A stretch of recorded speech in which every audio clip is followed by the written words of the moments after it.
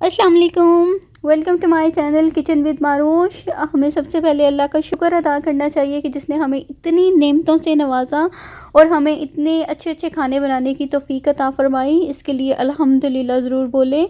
आज मैं आपको बनाना सिखा रही हूँ कोफ्ते, अंडे कोफ्ते भी इसको बोलते हैं। ये रेसिपी अंडे कोफ्ते ही है और इसमें बहुत ज़्यादा मिस्टेक्स हो जाती हैं। कोफ्ते सख्त हो जाते हैं या टूट जाते हैं या ग्रेवी के ऊपर प्याज तैरता है। ये सारी जितनी भी फ्लॉज हैं इसको आज हम डिस्कस करेंगे और बहुत परफेक्ट स्टाइल में मैं आपको ये बनाना सिखाऊंगी। इंशाल्लाह बहुत अच्छे बनेंगे। और तब तक अगर आपने मेरे चैनल को सब्सक्राइब नहीं किया तो काइंडली ज़रूर कर लें, लाइक करें और शेयर करें और बेल आइकॉन को भी प्रेस करें। बनाना शुरू करते हैं। बिस्मिल्लाहिर्रहमानिर्रहीम। सबसे पहले मैंने 1 केजी मटन लिया है, मटन का कीमा। आप चाहें तो बीफ भी ले सकते हैं, ये आप पे डिपेंड करता है।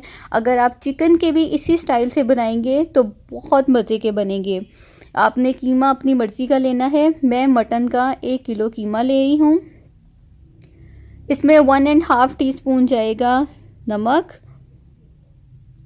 1 टेबलस्पून इसमें धनिया पाउडर जाएगा, 1 टीस्पून इसमें कुटी हुई लाल मिर्च जाएगी,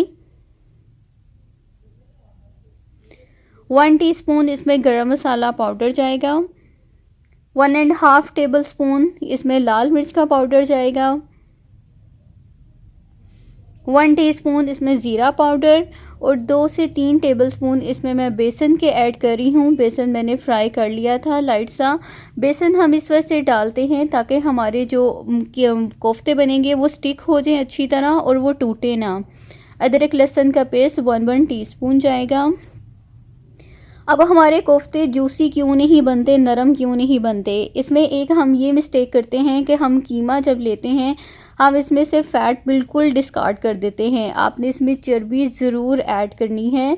कीमे के साथ चर्बी को भी ज़रूर आप इसमें ऐड किया करें।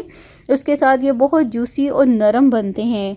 अगर आपके पास कीमा है कि जिसमें चर्बी नहीं अवेलेबल आपके पास, तो आप इसमें 2 से 3 टेबलस्पून आप क्रीम का ऐड कर लें।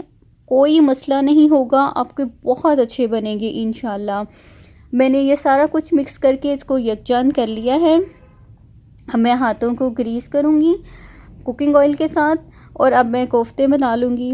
आप इसमें इसी स्टेज पे इसका नमक मिर्च सब अपनी मर्ज़ी के मुताबिक चेक कर सकते हैं। मैंने जो रेशो बताई है वो 1 किलो के हिसाब से बिल्कुल परफेक्ट है, लेकिन अगर आप इसको कम रखना चाहें तो ये चीज़ों की तादाद आप कम भी कर सकते हैं। कोफ्ते मुनासिब मीडियम साइज़ के बनाएं। ज़्यादा बड़े कोफ्ते भी अच्छे नहीं लगते, ज़्यादा छोटे भी नहीं अच्छे लगते। इस तरह मैं करके सारे कोफ्ते बना लूँगी। कोफ्ते बना के आप इसको फ्रीज़ भी कर सकते हैं 6 मंथ्स के लिए। मैं हमेशा बना के रखती हूँ। गेस्ट बाज़-औक़ात सडनली आ जाते हैं तो हमारे पास इतना टाइम नहीं होता, तो हमारा आधे से ज़्यादा काम हो चुका होता है अगर हम कोफ्ते पहले बना लें। आप ऐसे बना के इसको फ्रीज़र में रख दें, उसको फ्रीज़ करके इसको बाद में पैकेट में डाल लें, कोई इशू नहीं होगा इंशाल्लाह। अब हम इसकी ग्रेवी बनाना शुरू करते हैं। बिस्मिल्लाहिर्रहमानिर्रहीम। एक लार्ज साइज़ का प्याज लेके उसको स्लाइस में कट कर लिया है। उसके बाद इसमें 1 टेबलस्पून अदरक का पेस्ट और 1 टेबलस्पून लहसुन का पेस्ट जाएगा। ये फ़ाइन पेस्ट बने हों इसके। 2 मीडियम साइज़ के टमाटर लेके उनका मैंने पेस्ट बना लिया है ब्लेंडर में डाल के। टमाटर का पेस्ट बहुत अच्छा बनाइएगा, इसके साथ ग्रेवी बहुत अच्छी बनेगी। कोई टमाटर का टुकड़ा उसमें स्विम करता हुआ नज़र नहीं आएगा। 1 टीस्पून नमक का जाएगा। नमक आपने कम रखना है क्योंकि जब हम कोफ्ते पकाते हैं तो वो भी अपना नमक रिलीज़ करते हैं, जिसकी वजह से सालन में नमक तेज़ हो सकता है। 1 टेबलस्पून लाल मिर्च का पाउडर जाएगा, 1 टीस्पून धनिया पाउडर जाएगा और 1 चुटकी हल्दी जाएगी। और साथ इसमें हाफ़ गिलास वाटर का डाल के हम इसको 5 मिनट के लिए हीट देंगे। याद रखें शोरबे वाले जब भी कोई आप सालन बनाएं उसमें हल्दी की तादाद बहुत कम रखें, 1 चुटकी से ज़्यादा नहीं, वरना आपका शोरबा बहुत येलो कलर में बनेगा। 5 मिनट हो गए मुझे इसको हीट देते हुए। अब हम इसका वाटर जो है उसको ड्राई कर लेते हैं तेज़ आंच के ऊपर। आपने जब भी शोरबा बनाना है आप उसको प्याज जो भी इसका मसाला है इसको हीट दे के बनाएं। आपका कभी भी प्याज ऊपर तैरता हुआ शोरबे के नज़र नहीं आएगा। अभी भी आपको प्याज सही नज़र आ रहे हैं। अब मैं इसको कूट लूँगी, इस तरह ये सारे पीस जाएंगे। आप इसको किसी भी स्पून की मदद से इस तरह पीस लें। आपने ब्लेंडर में नहीं डालना, वरना इसके सारा जो कलर है ग्रेवी का वो चेंज हो जाएगा और उसका टेस्ट भी वैसे नहीं आएगा। ये अब सारे पीस चुके हैं, वाटर भी इसका ड्राई हो चुका है। इसमें 1 कप मैं अब कुकिंग ऑयल का ऐड करूँगी। सारे मसाला जितना भी अच्छा बनेगा उतने ही अच्छा आपका शोरबा बनेगा। ये देखें, अब कोई भी इसमें आपको प्याज अलहदा नज़र नहीं आ रहा, ना कोई टमाटर नज़र आ रहा है। ये सारा मसाला यकजान हो गया है और यही हमारे सालन की खूबसूरती है। अब हमने 5 से 7 मिनट के लिए इसको अच्छी तरह फ्राई कर लेना है।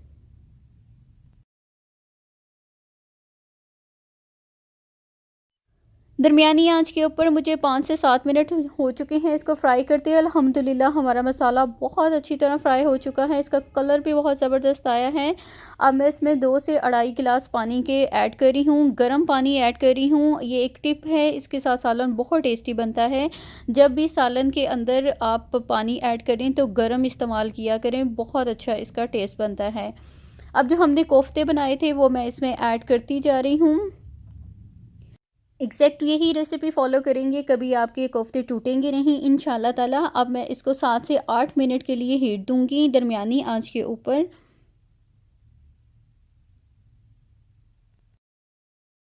8 मिनट हो चुके हैं, अब हम इसको खोल के देख लेते हैं।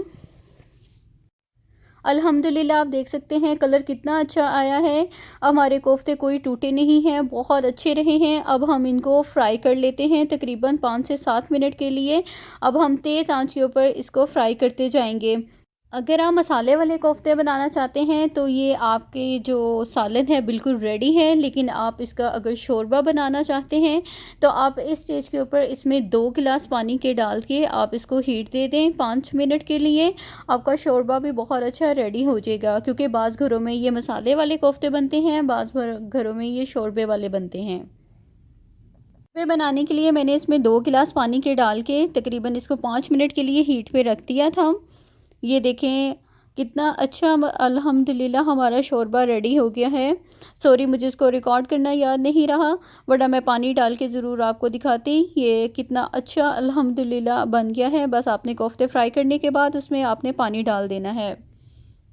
अब हम इसको डिश आउट कर लेते हैं। कोई भी चीज़ आपको इसमें एक्स्ट्रा ऐड करने की ज़रूरत नहीं है। अल्लाह का शुक्र है हमारा शोरबा भी बहुत अच्छा रेडी हो गया है।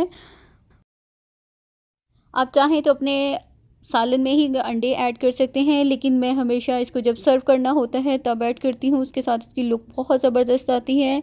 अल्लाह निगहबान, अल्लाह हाफ़िज़।